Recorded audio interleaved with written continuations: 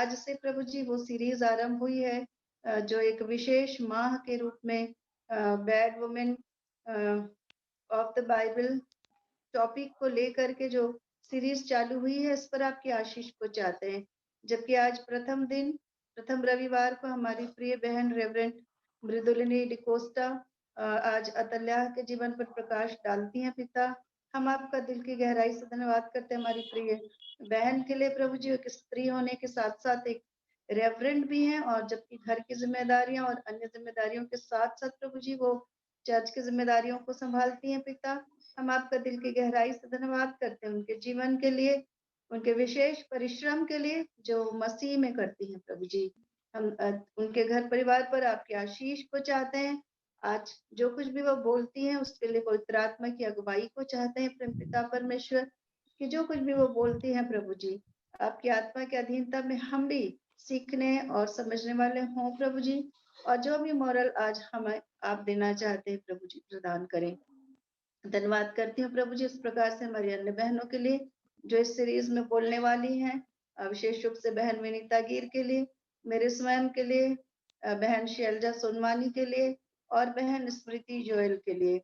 जबकि हम 5 बहन हैं, इस प्रकार से परमपिता परमेश्वर विभिन्न बैड वुमेन के कैरेक्टर्स पर प्रकाश डालते हैं, एक एक करके आपकी दया को चाहते हैं, आपकी अगुवाई को चाहते हैं प्रभु, जिसमें हमारा कोई ज्ञान, हमारी कोई नॉलेज न होने पाए, परंतु जो आप देना चाहते हैं प्रभु जी वो प्रकाशन हमें से प्रत्येक बहनों को आप प्रदान कर दीजिए प्रेम पिता परमेश्वर, कि हम इन चरित्रों के माध्यम से भी अपने जीवन के लिए एक बड़ी सीख को लेने पाए प्रेम पिता परमेश्वर, ऐसी दया को चाहते हैं।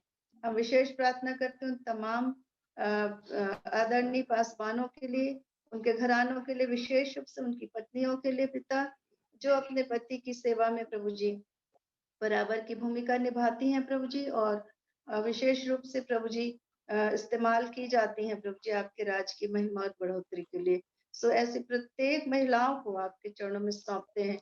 इस जूम में मीटिंग में जुड़ी हुई प्रत्येक महिलाओं को और प्रत्येक पुरुषों को भी आपके मुबारक और समर्थी हाथों में सौंप देते हैं प्रेम पिता परमेश्वर, की मसीह यीशु में महिलाओं के द्वारा किया गया परिश्रम प्रभु जी समाज में ग्रहण योग्य भी हो, आपकी दृष्टि में ग्रहण योग्य हो प्रभु, और बहुत सारे लोग इसके द्वारा लाभान्वित हों, ऐसे दया को चाहते हैं। हम विशेष धन्यवाद करते हैं हमारी बड़ी बहन रेवरेंड डॉक्टर रैना मैसी के लिए प्रभु जी, जबकि वे भी स्वयं एक महिला है प्रभु जी, और अपने प्रोफेशन और घर और परिवार के साथ साथ प्रभु जी सुसमाचार की बढ़ती की सेवा के लिए, चर्च मिनिस्ट्री के लिए प्रभु जी हमेशा आगे रहती हैं, सतत प्रयत्नशील रहती है पिता, और बड़े ही उत्साह के साथ हम सब का स्वागत करते हुए हमें मसीह यीशु में ग्रहण करती हैं पिता। हम दिल की गहराई से उनके जीवन के लिए आपका धन्यवाद करते हैं।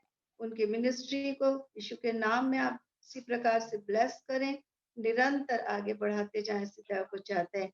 केयर मिनिस्ट्री के तमाम कार्यों को आपके मुबारक हाथों में सौंपते हैं पिता परमेश्वर, कि जो भी सेवाएं उस मंच के द्वारा की जाती है प्रभु जी वो सारी फलीभूत होने पाए।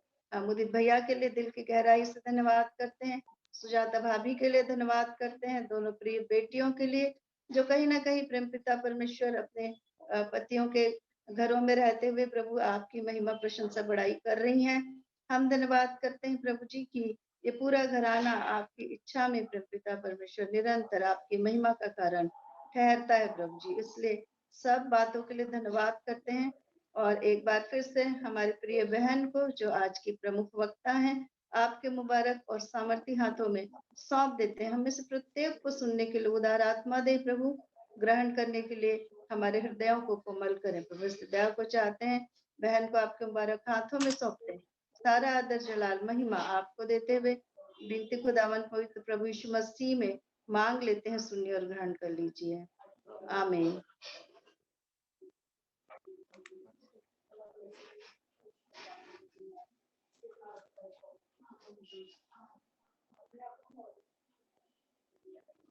धन्यवाद बहन। अभी हम परमेश्वर के वचन को पढ़ेंगे जो पाया जाता है दूसरा राजा 11:1-3। दूसरा राजा 11 1 से 3, और इसको पढ़ने में बहन विनीता गिर अगुवाई करेंगी। दूसरा राजा 11, 1 से 3।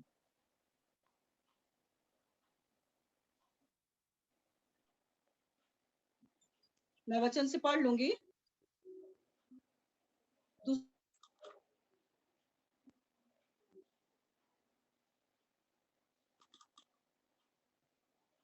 दूसरा राजा 11 उसका 1 से लेकर देखा कि उसका पुत्र मर कर डाला, परंतु यहोशुबा जो राजा योराम की बेटी और अहज्याह की बहन थी, उसने अहज्याह के पुत्र योवाश को घात होने वाले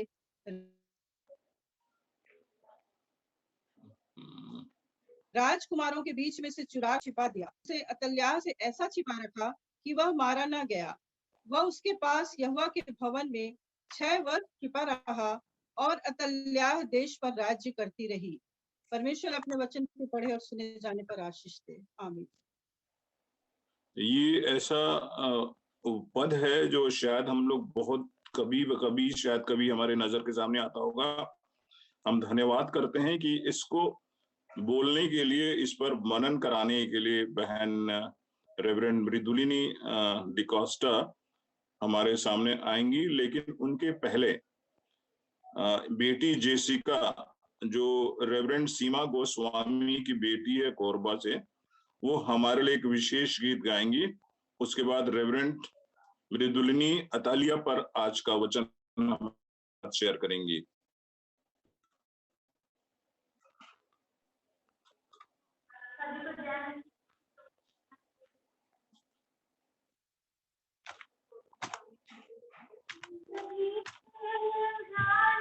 माइक ले लो बेटा, माइक ले लो पहले सामने।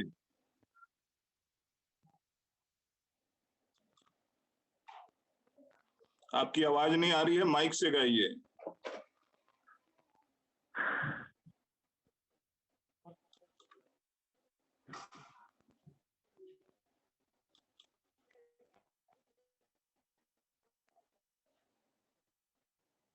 आप सभी को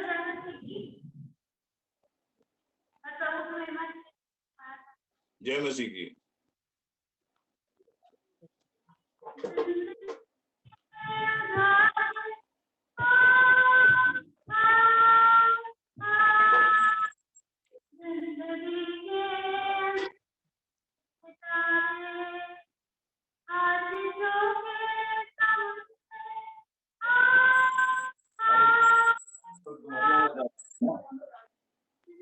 आवाज बंद करो, सुनो चुपचाप।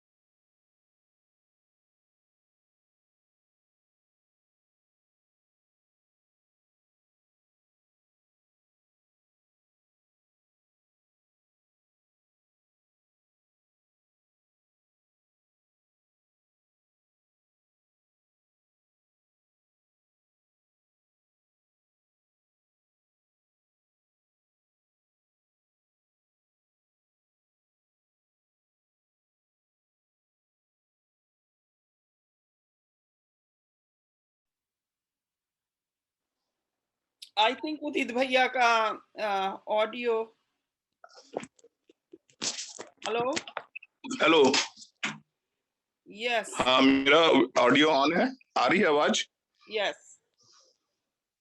हाँ, हम लोग आज इस समय रेवरेंड मृदुलिनी के द्वारा परमेश्वर के वचन को सुनेंगे। रेवरेंड मृदुलिनी, आपका हम स्वागत करते हैं। श्रेष्ठ समय आपका है। धन्यवाद देते हैं परमेश्वर पिता का। मेरी आवाज आप तक पहुंच रही है, मुझे ऐसा बहुत अच्छे से आ रही है। परमेश्वर पिता का धन्यवाद देते हैं आज के सुंदर समय के लिए जो प्रभु ने ठहराया कि हम सब मिलकर एक बार फिर से परमेश्वर के जीवित वचन पर मनन और चिंतन कर सकें, और विशेष रूप से वचन की उन बेड वुमेन्स के बारे में जिन्होंने अपना जीवन इस संसार में रहते हुए जिया, और उनके जीवन के द्वारा हम भी कुछ बातों को सीखने वाले हो सकें। विशेष रूप से मैं सोना सर का, आदरणीय सर का धन्यवाद करती हूँ, सिस्टर डॉक्टर रेना मेसी का, जिन्होंने मुझे मौका दिया कि आज मैं अतल्या रानी के बारे में प्रभु के वचन से कुछ बातें बांट सकूं। वचन में जाने से पहले एक छोटी सी प्रार्थना मैं चाहूंगी कि डीके निजय मसीह भी हमारे साथ में है, जो मेरे साथ जमुना चर्च में है। आप प्रार्थना में अगुवाई करें। रेवरेंड अजय मसीह, हम आपका स्वागत। जी। हेलो, रेवरेंड अजय मसीह, आपका स्वागत करते हैं। आपका नाम देखा था लेकिन मैं जज नहीं कर पाया था कि आप हैं। हमारे लिए बहुत ही खुशी और गर्व की बात है कि श्वार्ट्स के एक प्रोफेसर जो साथ ही साथ परमेश्वर की सेवकाई करते हैं। सर, हम चाहेंगे कि आप वीडियो में थोड़ी देर के लिए आ जाइए तो लोग आपको देख सकें। आप आ जाइए प्लीज।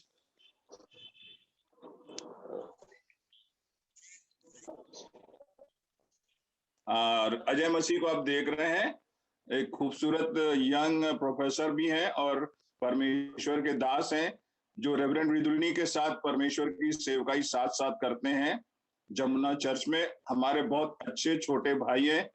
परमेश्वर का धन्यवाद उनके पूरे परिवार के लिए। इनकी 2 बेटियां हैं और इनकी पत्नी म्यूजिशियन है। सर, हम हमसे रिक्वेस्ट करेंगे कि अगले किसी संडे वो भी आके हमारे लिए गाना गाएं और आप भी किसी संडे हमारे लिए प्रचार करें। आपका स्वागत करते हैं सर। कृपया सरमन के लिए आप रेवरेंड मृदुलिनी के लिए प्रार्थना में हमारी अगुवाई करें। थैंक भाई साहब। मैं बहुत छोटा सा परमेश्वर का दास हूँ। बहुत बड़ा उन्होंने मेरा इंट्रोडक्शन किया है। उनका बहुत बड़ा दास आप करें। हमारे दया सामर्थ्य परमेश्वर दीनता के साथ आपकी इच्छा में आपको धन्यवाद देते हैं आज की शाम के लिए प्रभु जी, इस प्लेटफॉर्म के लिए उनके माध्यम से प्रभु जी जबकि हम सब जुड़ने पाए हैं, प्रभु जी हम धन्यवाद करते हैं। हम जानते हैं प्रभु जी, चाहे लॉकडाउन चाहे कोई भी चीजें क्यों ना आए हमारे सामने, लेकिन परमेश्वर हमारे लिए माध्यम निकालते हैं ताकि हम आत्मिक रूप से पूरी करें प्रभु जी, आपकी निकटता में बढ़े, जिससे आपके नाम की महिमा होने पाए। विशेष प्रार्थना है प्रभु जी, जो विषय लिया गया है प्रभु, उसमें आप परमेश्वर पवित्र आत्मा की सहायता द्वारा हमें अपने वचन को की सामर्थ प्रदान करें प्रभु जी। विशेष करके आपकी सेविका के लिए प्रभु जी, पास्टर रेवरेंड परमेश्वर जो आज के वचन को हमारे बीच में रखती हैं, अपने आत्मा का अभिषेक दें परमेश्वर, आपकी सामर्थ के द्वारा प्रभु को आज के वचन को हमारे बीच में रखें और हम सब जितने लोग जुड़े हैं प्रभु जी, उस वचन के आशीषित होने पाए। इस पूरी आराधना को हम आपके हाथ में सौंपते हैं। इसके और मेगा आप हो। इस प्रार्थना को उदारता प्रभु यीशु ख्रीस्त के नाम से मांगते सुनो ग्रहण।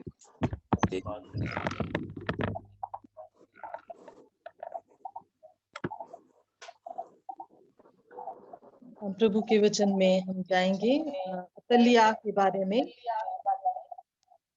मेरी रिक्वेस्ट है आप सभी से, किसी का यदि ऑडियो ऑन है तो मेहरबानी से आप बंद कर दें।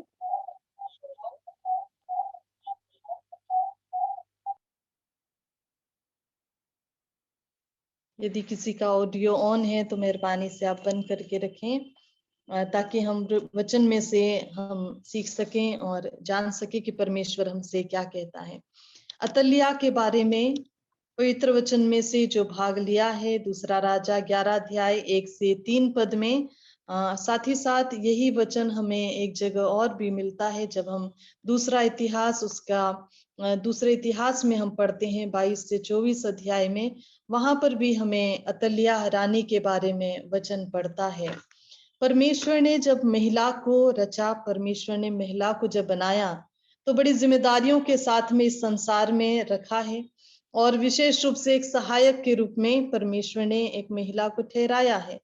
और हम पाते हैं कि साथ ही साथ एक महिला को जब परमेश्वर ने भिन्न भिन्न रिश्तों में रखा है, एक बेटी के रूप में, पत्नी के रूप में, माँ के रूप में, बहन के रूप में, बहुत सारी जिम्मेदारियों को दिया है और उनके जीवन के लिए परमेश्वर ने बहुत सारे कार्यों को रखा है ताकि हर एक महिला के द्वारा से परमेश्वर के कार्य जो ठहराए गए हैं वो पूरे होने वाले हो सकें। यहाँ अतल्याह रानी के बारे में जो वचन हमने सीखा है, ये एक ऐसी स्त्री के बारे में वचन मिलता है जिसने अपनी दुष्टता के, अपने दुष्ट स्वभाव को रखा है। अब ये जब इसने अपने जीवन में बुरे कार्यों को किया, दुष्टता का काम किया, तो फिर इसका वर्णन बाइबल में क्यों आया? यदि हम इस पर थोड़ी देर के लिए मनन और चिंतन करें और गौर करें कि यदि किसी ने बुराई की है, बुरे कामों को किया है, उसका वर्णन यदि बाइबल में दिया गया है तो उसके पीछे भी कुछ न कुछ विशेष उद्देश्य हो सकता है, उसके पीछे भी कुछ परमेश्वर की विशेष योजना है जिसके माध्यम से हम सीख सकें और सीखने के द्वारा से हम अपने आप को भी हम जांच सकें कि हमारा जीवन कैसा है, हम अपने परमेश्वर के सन्मुख कैसा जीवन बिताते हैं, कैसे कार्यों को करते हैं। परमेश्वर अपने वचन के द्वारा से हमें सिखाते हैं। यदि हम आरंभ से देखें तो जब दाऊद, सबसे पहले जब हम देखते हैं कि शाऊल ने राज्य किया 40 वर्षों तक, दाऊद ने राज्य किया, उसके बाद सुलेमान ने राज्य किया 40 वर्षों तक। उसके बाद में जब राज्य 2 भाग में बट गया तो 10 भाग हम पाते हैं कि उत्तरी राज्य में आया और 2 भाग जो 2 गोत्र हैं वो दक्षिणी राज्य में आया। और इस प्रकार से हम पाते हैं कि ये राज्य धीरे धीरे बढ़ गए और जब बढ़ गए तब वचन हमें सिखाता है कि इसमें बहुत सारे राजा इसमें आए। इसमें बहुत सारे ऐसे भी थे जो दुष्ट थे, जो मूर्ति पूजा करते थे, जो परमेश्वर को प्रसन्न करने वाले कामों को जिन्होंने नहीं किया, और उसमें कुछ ऐसे भी थे जिन्होंने परमेश्वर को महत्व दिया, जो परमेश्वर चाहते थे उन्हीं कामों को किया। और वो परमेश्वर के पीछे चलते चलते उन राज्यों को निरंतर जो परमेश्वर की इच्छा और योजना थी उसे पूरा करने के लिए लोगों को भी प्रभु के पीछे चलने के लिए प्रेरित किया, एक आदर्श के रूप में ठहरे। यहाँ पर अतल्याह के बारे में हम देखें तो अतल्याह जिस परिवार से आती है, अतल्याह के माता और पिता के रूप में अहाब राजा को हम बहुत अच्छे से हम जानते हैं। इजेबेल रानी के बारे में हमने अपने दैनिक स्टडी में हमने सुना होगा, हमने पढ़ा होगा।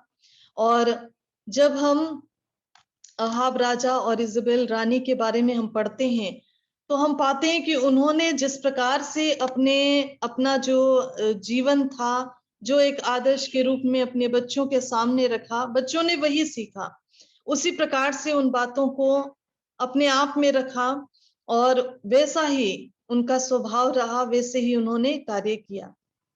यदि हम जीवन में हम देखें तो हमारे जीवन का या परिवार का वातावरण सबसे महत्वपूर्ण बात है कि जीवन में या परिवार का जो माहौल है, वातावरण है, वो किस प्रकार का है। हम अपने बच्चों को कैसी शिक्षाएं दे रहे हैं, हमारा व्यक्तित्व क्या उन्हें प्रभावित कर रहा है, क्या हमारा चाल चलन, हमारा बातचीत करना, हमारे जीवन के कार्य, वो सारे बच्चे किस प्रकार से सीख रहे हैं। क्या वो नकारात्मक है या वो सकारात्मक है, क्या वो परमेश्वर को प्रसन्न करने वाले हैं या परमेश्वर के विरोध कार्य करने वाले हैं?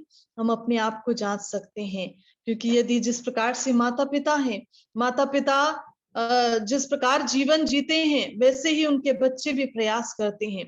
और अतल्याह भी यहाँ पर एक उस परिवार से होकर आई थी जहां पर दुष्टता थी और लोगों को सताया गया, लोगों की हत्या, विशेष रूप से प्रभु के दासों की हत्या, नबियों की हत्या इजेबेल के द्वारा से करवा दी गई थी। तो वो सारी बातें वो सीख रही थी, वो देख रही थी कि मेरे परिवार में क्या हो रहा है, और वो अपने अंदर भी वही सारे गुण अपने अंदर वो हम पाते हैं कि उसके अंदर वो सारे गुण किसी न किसी रूप से उसमें आते जा रहे थे। और अतल्याह ने भी अपने जीवन में उसी रास्ते पर चलना आरंभ किया। परमेश्वर का वचन हमें सिखाता है कि हम अपने बच्चों को उन रास्तों पर चलना सिखाएं जो उनके जीवन भर के लिए, वो शिक्षा उनके जीवन के लिए लाभदायक हो सके। नीति वचन में जब हम पढ़ते हैं तो नीति वचन में हमें सिखाया गया है कि हमें बालकों को, बच्चों को उन्हीं बातों की शिक्षा देना चाहिए जो परमेश्वर चाहता है और वो उनके जीवन भर के लिए लाभदायक हो। सुलेमान राजा भी अपने माता पिता को स्मरण करता है। सुलेमान राजा भी जब राजा था, राजगद्दी पर बैठा था, उस समय वो कहता, मैं अपनी माता का दुलारा था, मेरा पिता मुझे यह कहकर मुझे सिखाया करता था। जीवन भर उन बातों को स्मरण करते हैं जो माता पिता के द्वारा से सीखते हैं। हम बाइबल में ऐसे बहुत सारे माता पिता के वर्णन हम पाते हैं जिन्होंने अच्छी बातों को भी सिखाया, और कुछ ऐसे भी थे जिन्होंने अपने बच्चों को उन रास्तों पर भी चलना जो गलत रास्ता था। और कई ऐसे भी बच्चे थे, माता पिता ने तो सही रास्ता चुना लेकिन बच्चों ने गलत रास्ते को अपना लिया। बाइबल में से बहुत सारे वर्णन हमें मिलते हैं। हम अपने जीवन में परमेश्वर का जो जीवित वचन सिखाता है, हम उसके माध्यम से अपने आप को जांच सकते हैं कि हम अपने परिवार के माहौल को किस प्रकार से बनाते हैं और कैसे परमेश्वर की इच्छा का पालन करते हैं। क्योंकि व्यवस्था विवरण उसका 6 अध्याय और उसके 4 पद में हम देखें तो वचन हमें सिखाता है, इस प्रकार से वचन हमें कहते हैं, लिखा हुआ कि हे इस्राएल सुन, यहोवा हमारा परमेश्वर यहोवा एक ही है। तो अपने परमेश्वर यहोवा को अपने सारे मन, सारे जीव, सारी शक्ति से प्रेम रखना, और ये आज्ञाएं जो मैं आज तुझे सुनाता हूँ वे तेरे मन में बनी रहे, और तू इन्हें अपने बाल बच्चों को समझाकर सिखाया करना। घर में बैठे, मार्ग पर चलते, लेटते उठते इनकी चर्चा किया करना, और इन्हें अपने हाथ पर चिन्ह के रूप में बांधना, और तेरी आंखों के बीच में टीके का काम दे। वचन हमें सिखाता है, माता और पिता होने के नाते परमेश्वर ने जो जिम्मेदारियां दी कि अपने बच्चों को सिखाना, परमेश्वर के वचन को सिखाना, उसकी आज्ञाओं का पालन करना सिखाना, और इन बच्चों को सदा सर्वदा उन्हें वो शिक्षा देना, उठते बैठते चलते फिरते लेटते हर एक बात उन्हें शिक्षा देना, परमेश्वर की बातों को सिखाना। परमेश्वर ये सिखाता है। परमेश्वर का वचन हमें इस प्रकार से हमारा मार्गदर्शन करता है। लेकिन हम पाते हैं कि अतल्याह ने अपने परिवार में इन बातों को नहीं सीखा था।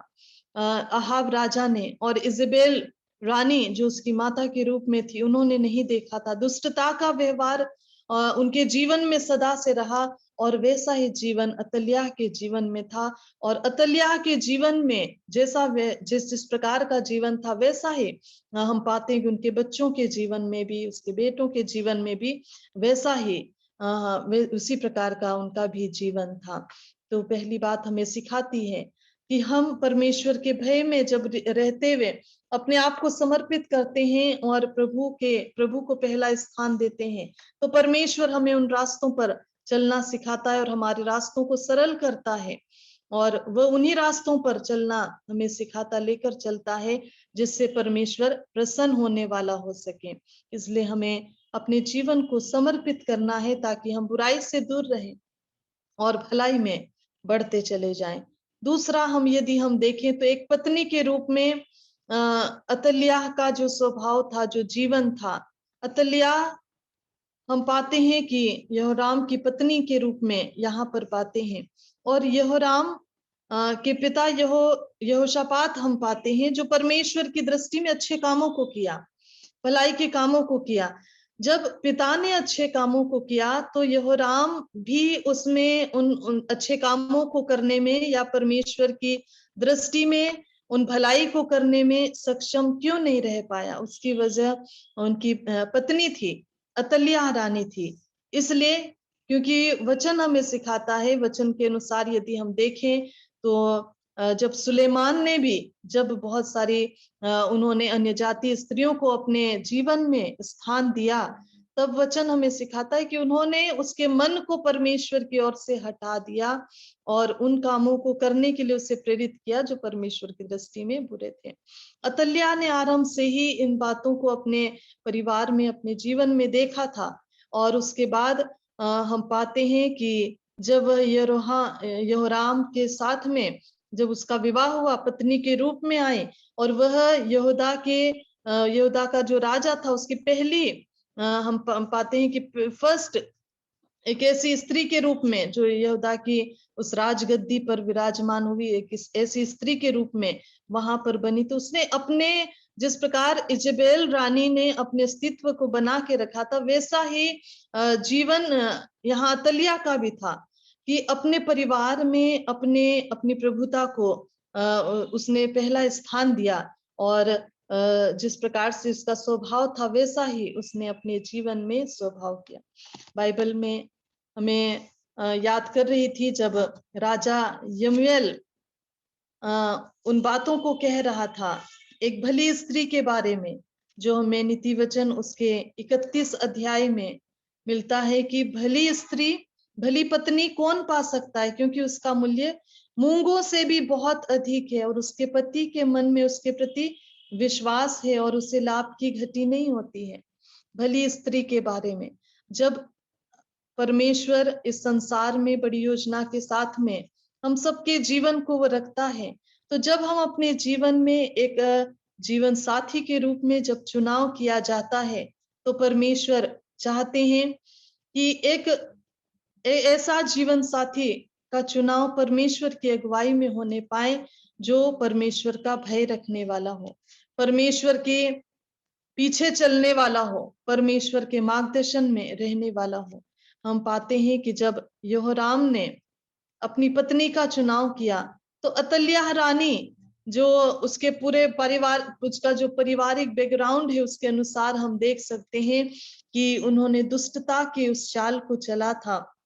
यहाँ पर एक भली पत्नी वही व्यक्ति प्राप्त करता है जो सदा परमेश्वर के भय में रहते हुए अपने आप को समर्पित करता है। और ऐसी स्त्री के बारे में वचन हमें सिखाता है कि भली पत्नी जो है, जिसका मूल्य मूंगों से भी अधिक मूल्यवान होता है, और वह हर एक बात में, वह हर एक कामों को परख कर, हर एक कामों को परमेश्वर के भय में करते हुए अपने परिवार को लेकर चलती है।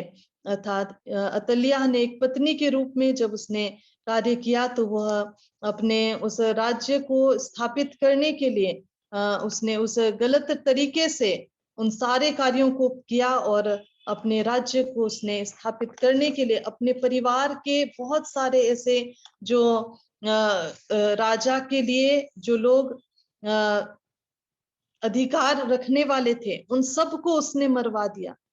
हम पाते हैं कि न सिर्फ उसके जीवन में एक स्वार्थ की भावना थी, परंतु उसने अपने स्वार्थी स्वभाव के पीछे एक बहुत बड़ा गुनाह किया कि उसने बहुत सारे लोगों की हत्या करवा दी, अपने ही परिवार के बच्चों की, अपने ही परिवार के सदस्यों की उसने हत्या करवा दी ताकि वो उस राज्य को करने वाली हो सके।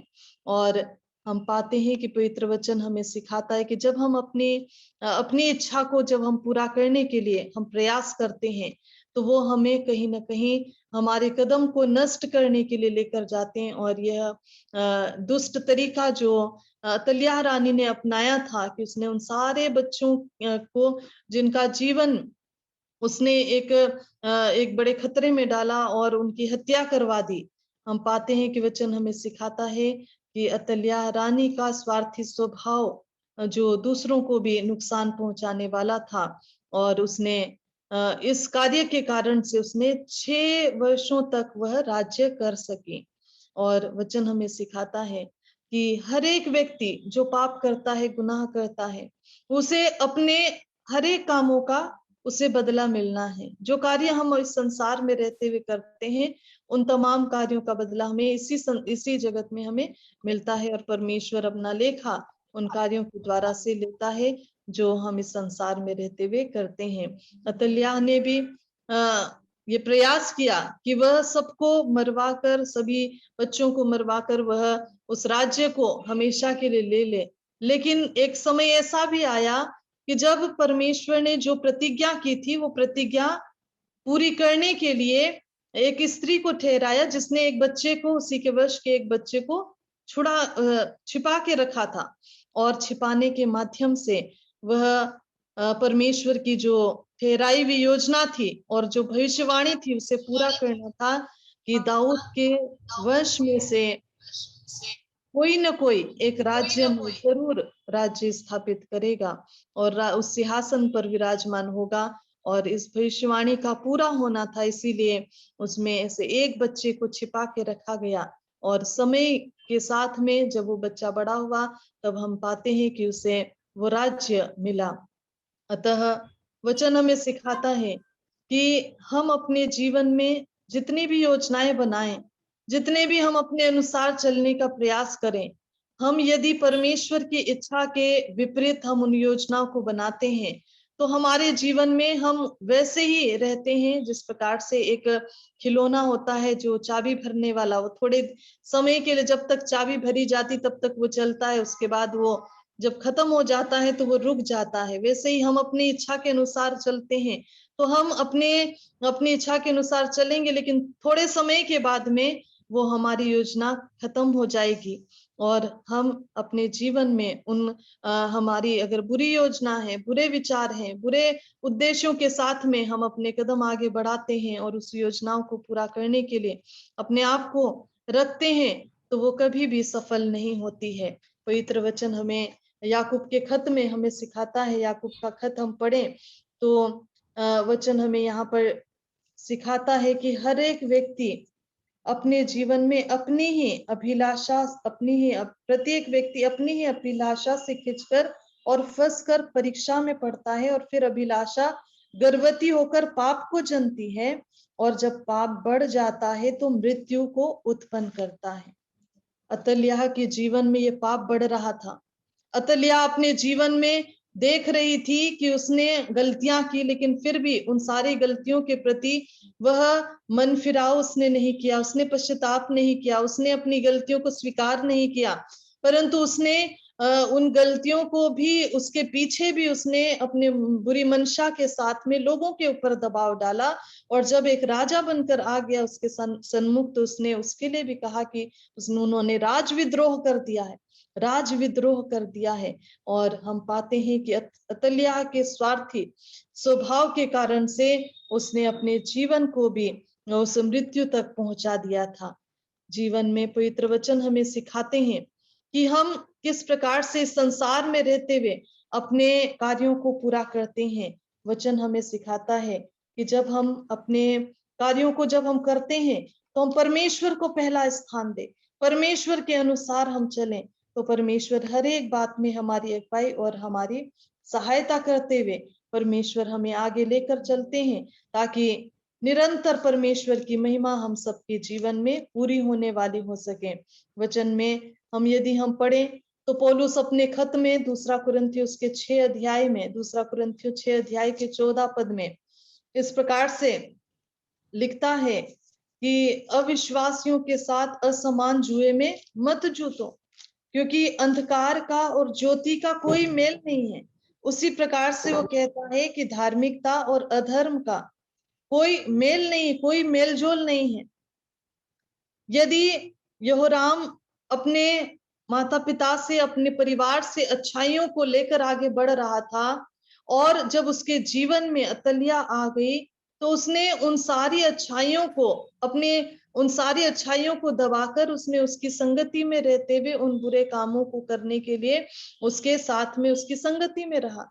पवित्र वचन हमें सिखाता है कि यदि परमेश्वर ने दो को जोड़ा है तो इसलिए जोड़ा है कि यदि एक विश्वास में गिरे तो दूसरा उसे उठाने वाला हो सके। यदि एक गलत रास्ते पर चले तो दूसरा उसे सही रास्ते पर लाने वाला हो सके। परंतु हम देखते हैं कि इस परिवार में ऐसा नहीं होने पाया, जिसके कारण से आरंभ से लेकर अंत तक का जो जीवन, जो इस तीन पद में हमने पढ़ा है, वो उन्हें बुराई में लेते हुए उन्हें उस जीवन तक पहुंचाता है जो अंधकार में है और नष्टता की ओर लेकर जाता है। दूसरा कुरिन्थियों 6 अध्याय के 14 पद में लिखा हुआ है कि अविश्वासियों के साथ असमान जुए में न जुटो, क्योंकि धार्मिकता और अधर्म का क्या मेलजोल, या ज्योति और अंधकार की क्या संगति, और मसीह का बलियाल के साथ में क्या लगाव, या विश्वासी के साथ अविश्वासी का क्या नाता।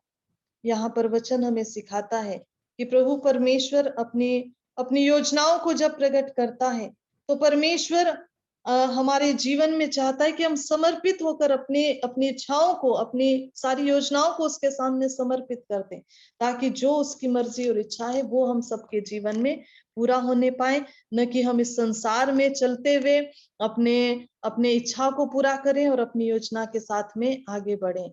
परमेश्वर चाहते हैं कि अतल्याह के द्वारा से हम भी अपने जीवन में समझने और सीखने वाले हो सकें कि यदि हमारे अंदर स्वार्थी इच्छा है, यदि हमारा स्वार्थी स्वभाव है, तो ये हमें विनाश की ओर लेकर जाता है। और हम इस संसार में रहते हुए यदि हम परमेश्वर की इच्छा के अनुसार हम चलना चाहते हैं, तो कुलुस्सियों उसका 3 अध्याय का 17 पद हमें सिखाता है, जिस प्रकार से पौलुस अपने खत में लिखते हैं, कहते कि जो कुछ तुम करो, जो कुछ भी हम वचन में और कर्म से जो हम करते हैं, वो प्रभु यीशु मसीह के हम नाम से करें, और हम उसे प्रसन्न करने के लिए हम करने वाले हो सकें, कि उन सारे कामों के द्वारा से परमेश्वर की ओर से प्रतिफल मिलेगा, और हम उसके लिए करते हैं, उसके नाम से करते हैं, और उसकी महिमा के लिए हम करते हैं। यह सोचकर हम करें, न कि हम अपने जीवन के लिए, अपनी महिमा के लिए, अपने नाम को बढ़ाने के लिए, या अपने अस्तित्व को बचाने के लिए हम बुरे रास्तों को चुने और बुरे रास्तों की ओर चलने लगे।